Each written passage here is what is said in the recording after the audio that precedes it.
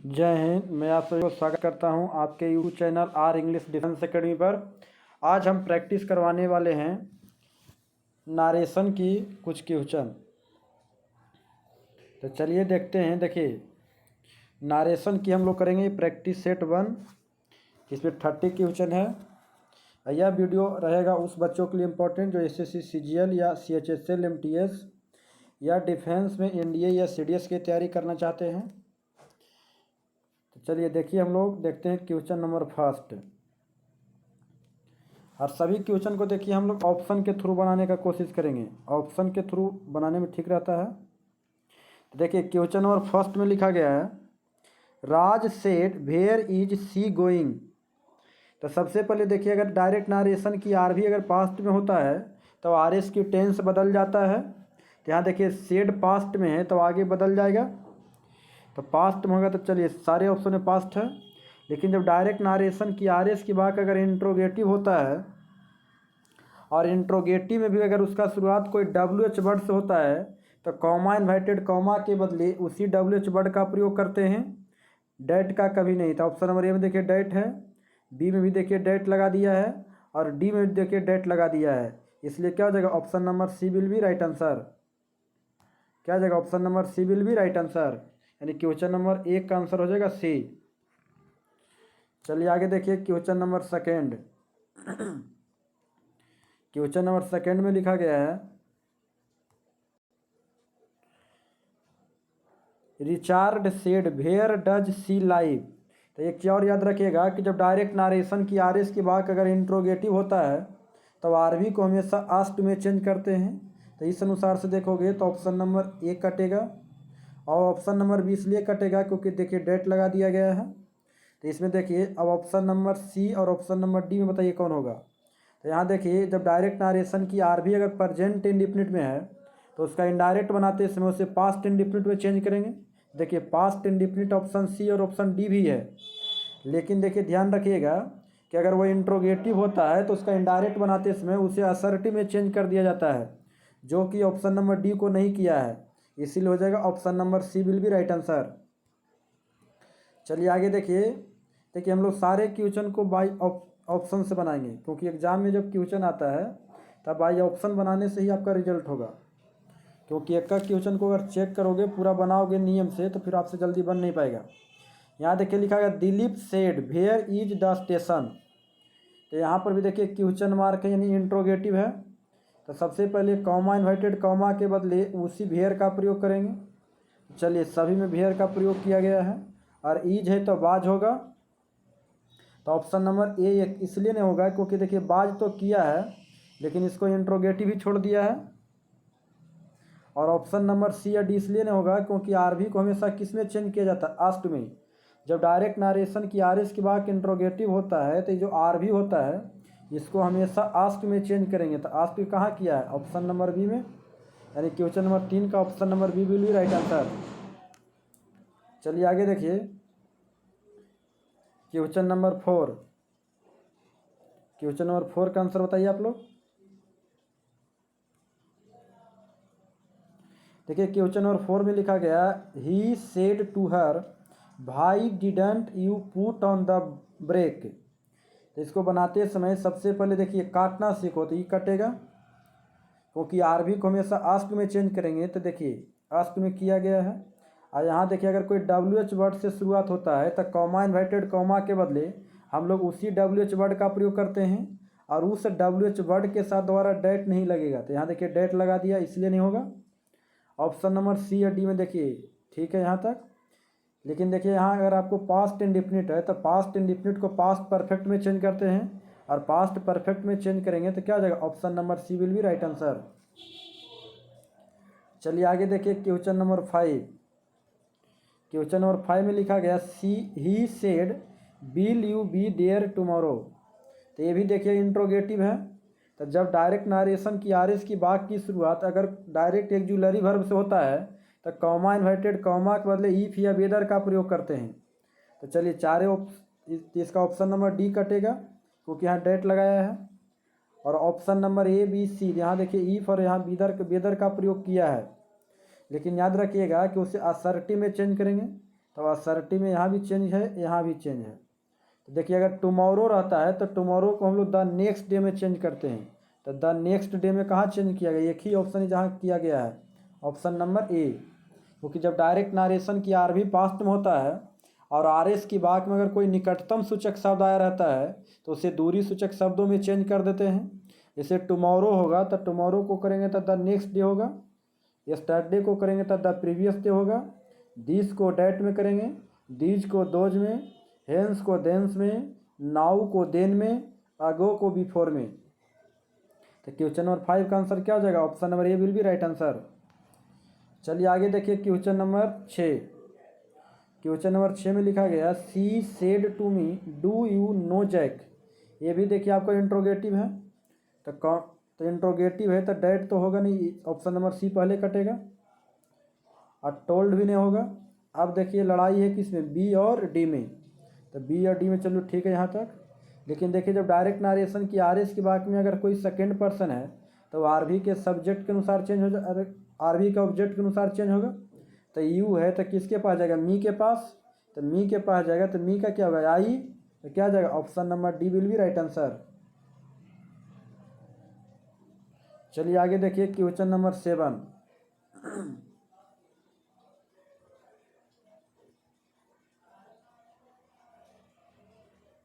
Question number 7 में देखिए 7 में लिखा गया the police said did you see the accident. The police asked होना चाहिए, ये इसलिए कटेगा क्योंकि देखिए डेट लगाया है। ये भी आपका इसलिए कटेगा क्योंकि देखिए डेट लगा दिया गया है। अब देखिए ऑप्शन नंबर सी और ऑप्शन नंबर डी में कौन होगा। तब लिखा the police asked if, the police asked if यहाँ भी है, लेकिन यहाँ लगाया आई और यहाँ लगाया है ही। अब देखिए अगर आपको डायरेक्ट नारेशन की आर एस की वाक में अगर कोई सेकेंड पर्सन के प्रोनाउन दिया रहे और आर भी में कोई ऑब्जेक्ट नहीं रहता है तो उसे हम लोग अपना मन से मान लेते हैं। तो यहाँ पर देखिए पुलिस ने किससे कहा, पुलिस ने मुझसे कहा। ऐसे नॉर्मल अगर हम बात करेंगे तो किसी दूसरे को क्यों बदनाम करेंगे, पुलिस ने मुझसे कहा होगा। अगर मुझसे कहा होगा तो यहाँ पर मी होगा, और मी का क्या होता है, आई। तो I had seen the accident, क्योंकि पास्ट इंडिफिनिट को पास्ट परफेक्ट में चेंज कर देते हैं, इसलिए हो जाएगा क्वेश्चन नंबर 7 का option number C will be right answer. चलिए आगे देखिए क्वेश्चन नंबर 8। क्वेश्चन नंबर 8 का जवाब दीजिए।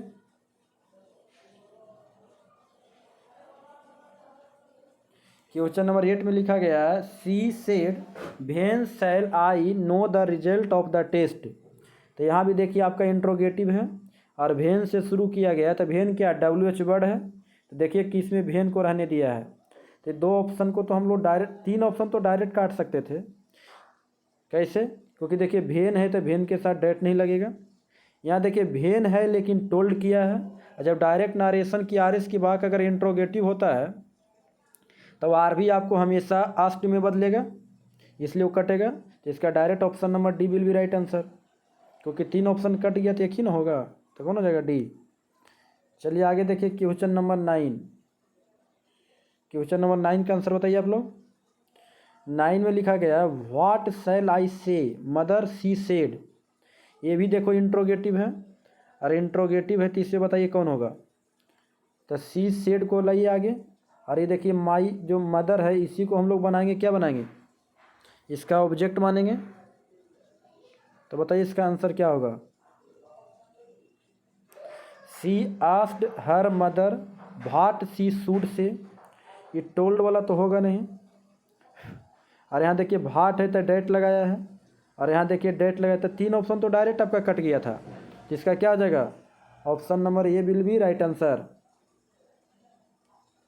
चलिए आगे देखिए क्वेश्चन नंबर 10। देखिए क्वेश्चन नंबर 10 में लिखा गया है he said would you like to live in New York. ये भी देखिए आपका इंट्रोगेटिव है, और इंट्रोगेटिव है तो डेट वाला काटो। तो 3 ऑप्शन तो आपको डायरेक्ट साफ हो गया, क्योंकि तीनों में देखिए डेट लगा दिया गया है। तो इसका डायरेक्ट हम लोग बोल सकते थे कि option number D will be right answer.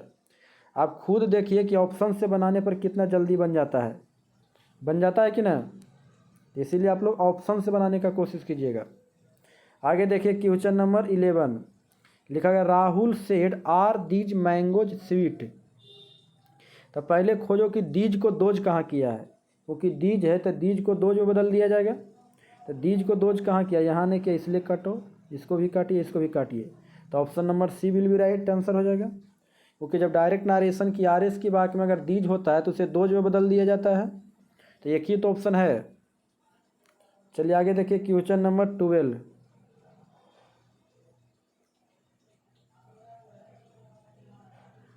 बताइए क्वेश्चन नंबर 12 का आंसर क्या होगा। लिखा गया he said were you present at the scene of the accident. तो इसमें टोल्ड वाले को काटिए और इसको इसलिए काटिएगा क्योंकि देखो दोनों में देखिए डेट लगा दिया गया है। तो इसका भी देखिए डायरेक्ट आंसर हो रहा है ऑप्शन नंबर बी। समझ में आ रहा है आप लोग को कि नहीं।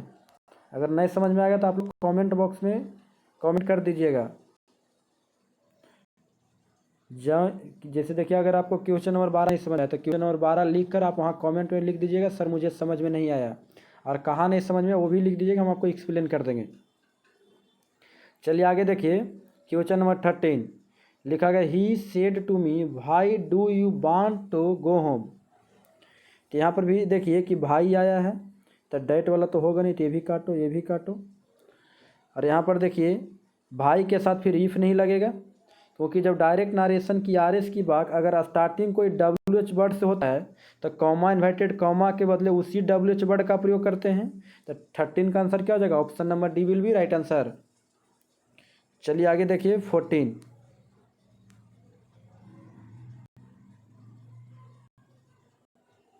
आगे देखिए question number 14 Ramesh said to him how do you do.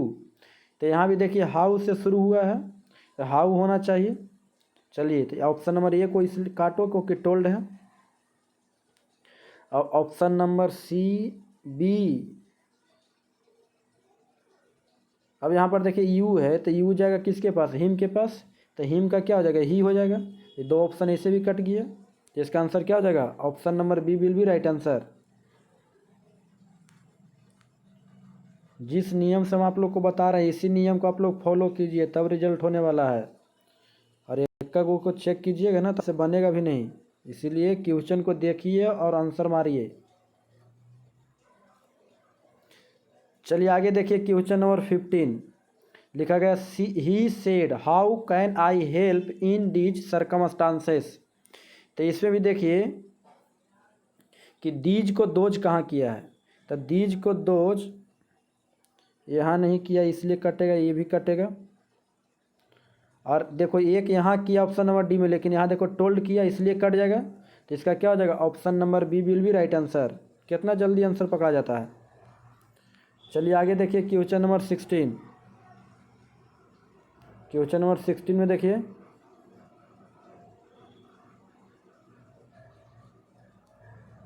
लिखा गया my father said to me what have you done with all money I gave you.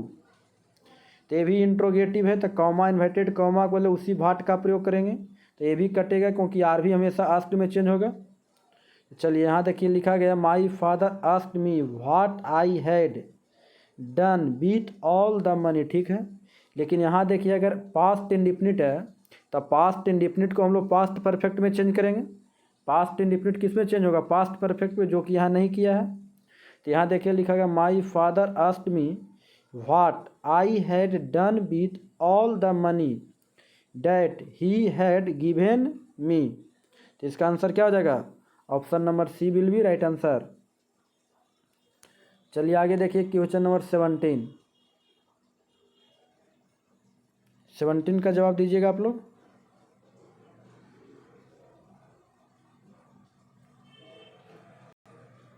लिखा my friend said to the station master when does the Punjab mail reach Agra. तो ये भी देखो interrogative है, तब are भी हमेशा आस्क्ड में चेंज होगा, तो इसको काटो क्योंकि टोल्ड है। अब देखिए वेन है तो कॉमा इन्वर्टेड कॉमा के बदले भी वेन का प्रयोग होगा। और देखिए ऑप्शन नंबर सी इसलिए कटेगा क्योंकि आस्क के बाद टू का प्रयोग नहीं होता है। अब यहाँ देखिए लिखा हुआ है क्या हो जाएगा, माई ऑप्शन नंबर ए से चेक करो, my friend asked the station master when और इंट्रोगेटिव है तो असर्टिव में चेंज करेंगे तो द पंजाब मेल को सब्जेक्ट बनाएंगे, द पंजाब मेल। और यहाँ देखिए रीच आगरा, ये प्रेजेंट इंडिफिनिट है तो इसे हम लोग पास्ट इंडिफिनिट में चेंज करेंगे, और पास्ट इंडिफिनिट में चेंज करेंगे तो क्या हो जाएगा, रीच्ड आगरा, यानी क्वेश्चन नंबर 17 का हो जाएगा option number A will be right answer. चलिए आगे देखिए क्वेश्चन नंबर 18 लिखा गया ही सेड टू रामलाल, भाई did you inter my house without taking my permission. तो बताइए क्वेश्चन नंबर 18 का आंसर क्या होगा। सबसे पहले टोल्ड वालों को काटो, तो ऑप्शन नंबर ये तो साफ हो गया। अब लड़ाई रहा किस में, बी सी डी में। तो देखो इसलिए कटेगा क्योंकि यहाँ देखिए भाई के साथ डेट लगा दिया गया है, तो सी भी नहीं होगा। अब देखिए क्या हो जाएगा, ही आस्ट रामलाल भाई यू, देखिए यू है तो यू तो आपको चेंज होना चाहिए, तो यू जाएगा रामलाल के पास, तो रामलाल के अनुसार क्या होना चाहिए, ही होना चाहिए, इसलिए हो जाएगा इसका option number D will be right answer. क्योंकि देखिए यहाँ यू है तो जब डायरेक्ट नारेशन की आर एस की बात में अगर कोई सेकेंड पर्सन होता है तो आर भी के ऑब्जेक्ट के अनुसार चेंज हो जाता है। तो आर भी का ऑब्जेक्ट क्या है, रामलाल, तो रामलाल के अनुसार क्या हो जाएगा, ही, यानी क्वेश्चन नंबर 18 का हो जाएगा option number D will be right answer. चलिए आगे देखिए क्वेश्चन नंबर 19 लिखा गया he said can I be of any service to try my luck. तो आर भी को हमेशा आस्ट में चेंज करेंगे इसलिए कटेगा, और जब ईफ लगाएंगे तो ईफ के साथ डेट नहीं होगा। अब देखिए ऑप्शन नंबर बी और ऑप्शन नंबर सी, क्योंकि जब डायरेक्ट नारेशन की आर एस की बात शुरुआत अगर एक जुलरी वर्ब से होता है तो उसका इनडायरेक्ट बनाते समय कॉमा इन्वर्टेड कॉमा के बदले ईफ या वेदर का प्रयोग करते हैं। तो यहाँ पर भी ईफ लिखा है, ही कुड, ठीक है, be any service to try his luck. अब यहाँ देखो माई है तो माई जाएगा ही के पास, तो ही के अनुसार क्या हो जाएगा, हिज, यानी option number C will be right answer. क्योंकि अगर कोई फर्स्ट पर्सन का प्रोनाउन है तो आर भी के सब्जेक्ट के पास चला जाएगा, और यहाँ देखो माई को चाहिए पी ए, तो ही का पी ए क्या हो जाएगा, हिज, इसीलिए हो जाएगा option number C will be right answer. चलिए आगे देखिए 20, आप लोग का डेली 30 क्वेश्चन का ये सीरीज चलेगा, आप लोग पूरा वीडियो को जरूर देखिएगा। ये 30 क्वेश्चन का जो सीरीज चलेगा ये आप लोग का करीब 10-15 सीरीज चला देंगे, नहीं 300-400 क्वेश्चन प्रैक्टिस कर लोगे तो फिर आपसे एक भी क्वेश्चन नहीं छूटेगा। तो आगे देखिए 20 नंबर लिखा गया Mohan said what have you been searching for all these hours. तो बताइए क्वेश्चन नंबर 20 का आंसर क्या होगा। तो सबसे पहले देखिए इंट्रोगेटिव है तो टोल्ड काटो, इसको भी काटिए। अब देखिए मोहन आस्क्ड व्हाट, यू है तो यू जाएगा किसके पास, मान लो कि कोई नहीं तो आई होगा, तो I had been searching for, these को दोज में करेंगे। ऑप्शन नंबर डी इसलिए नहीं होगा क्योंकि देखो इसमें टेंस भी नहीं चेंज किया है, और आपको पता है कि दीज को दोज में चेंज करते हैं, तो इसीलिए हो जाएगा 20 का option number C will be right answer. चलिए आगे देखिए 21 लिखा गया don't swim out too far boys I said. आपने बच्चों को क्या किया, डोंट स्विम मतलब तैरने से उसे आपने मना किया है, आप मना की हो मतलब कुछ उसे वार्निंग दी हो कि ना, इसका तो डायरेक्ट आंसर भी मार सकते थे, I warned the boys not to swim too far. आपको पता होना चाहिए कि जब डायरेक्ट नारेशन का यार भी आर एस की बात अगर इंट्रोगेटिव हो, सॉरी इम्परेटिव हो, और वह इम्परेटिव की निगेटिव डोंट से बनता है, इम्परेटिव सेंटेंस का निगेटिव अगर डोंट की सहायता से बनता है तो उसका इनडायरेक्ट बनाते समय कॉमा इन्वर्टेड कॉमा के बदले हम लोग नोट टू का प्रयोग करेंगे। तो नोट टू करेंगे तो क्या हो जाएगा, option number A will be right answer. आगे देखिए लिखा गया ही सेड, उसने कहा बी क्वाइट, ये भी देखिए आपका इम्परेटिव सेंटेंस है, और इम्परेटिव है तो इसका तो डायरेक्ट आंसर ये होना चाहिए, क्योंकि इम्परेटिव सेंटेंस में कॉमा इन्वर्टेड कॉमा वाले टू का प्रयोग करते हैं, जो एक ही ऑप्शन में टू लगाया है, इसलिए क्वेश्चन नंबर 22 का आंसर क्या हो जाएगा, ए। आगे देखिए 23 लिखा गया teacher said to the student do not talk nonsense. तो इसको काटो, बताइए 23 का आंसर क्या होगा। तो लिखे the teacher forbade the student to talk nonsense. तो देखिए जो फॉरवर्ड है ये अपने आप में निगेटिव होता है, तो इसके साथ अब हम लोग दोबारा नोट का प्रयोग नहीं करेंगे, इसीलिए इसका आंसर क्या हो जाएगा, option number B will be right answer. और इस क्वेश्चन को देख लीजिएगा, बहुत इंपॉर्टेंट क्वेश्चन है, इस बार इंडियन नेवी में क्वेश्चन पूछा गया था फॉरवर्ड वाला। आगे देखिए क्वेश्चन नंबर 24 लिखा है Mohan said to the servant bring a hot cup of tea. तो जब देखिए डायरेक्ट नारेशन की आर एस की बात अगर इम्परेटिव सेंटेंस होता है तो उसका इनडायरेक्ट बनाते समय आर भी को वाक्य के अर्थ अनुसार ऑर्डर, एडवाइस, रिक्वेस्ट में बदल दिया जाता है। तब देखिए ब्रिंग अ हॉट, तो मोहन ने नौकर से कहा तो नौकर को क्या ऑर्डर देगा, और ऑर्डर देगा तो दोनों कटेगा। यहाँ देखिए ऑर्डर है और ऑर्डर हमेशा ऑब्जेक्ट लेता है, उसके बाद 2+V1, तो क्या हो जाएगा, option number C will be right answer. Option number D इसलिए नहीं होगा क्योंकि देखिए 2 लगा दिया गया है और ऑर्डर के बाद यहाँ 2 नहीं 2 यहाँ लगेगा। ऑर्डर, एडवाइस, रिक्वेस्ट हमेशा अपने बाद ऑब्जेक्ट प्लस 2+V1 लेता है। चलिए आगे देखिए 25, बताइए 25 का आंसर क्या होगा। लिखा गया he said let the sweets be distributed among the children. यानी उसने कहा कि जो मिठाइयाँ है वो बच्चों के बीच बांट दिया जाए। बताइए 25 का आंसर क्या होगा। देखिए जब डायरेक्ट नारेशन की आर एस की बात अगर शुरुआत लेट से है और लेट के बाद देखिए अगर कोई इन अदर ऑब्जेक्ट आया रहे अस को छोड़कर, तो इसे हमेशा परपोज्ड में चेंज करते हैं।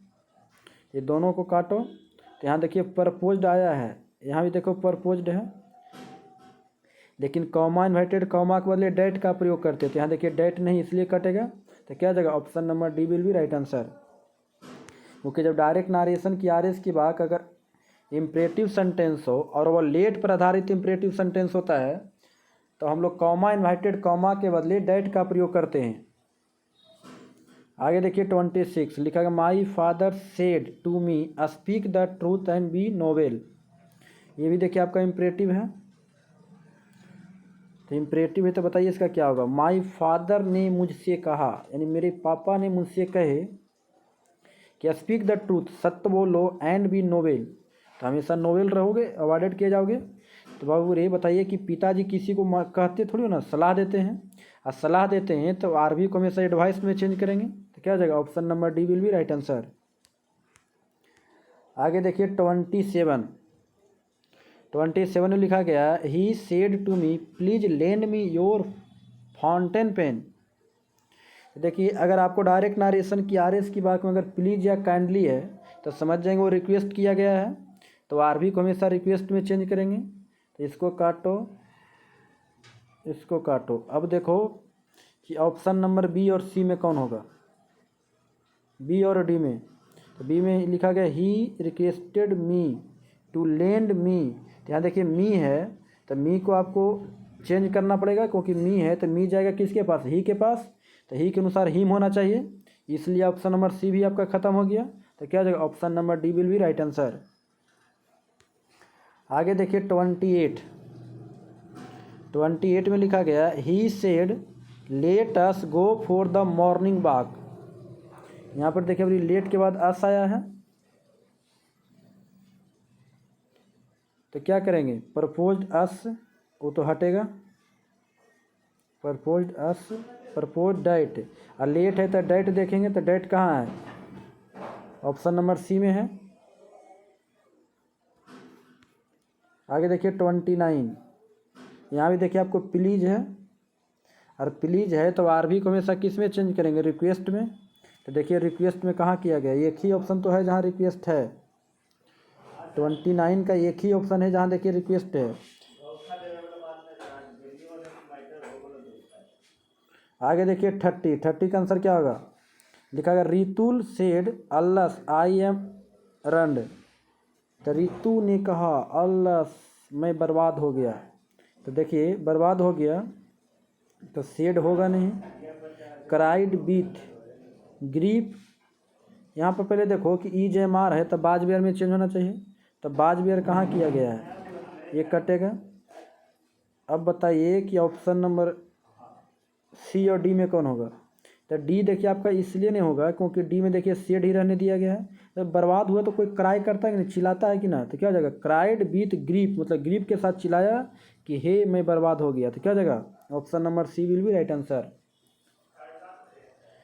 चलिए आज की सेशन को इतना ही रहने देते हैं, विशेष करेंगे कल। अगर आपको किसी भी क्वेश्चन में डाउट होगा तो आप कमेंट बॉक्स में कमेंट कर दीजिएगा, आपका रिप्लाई ज़रूर दिया जाएगा।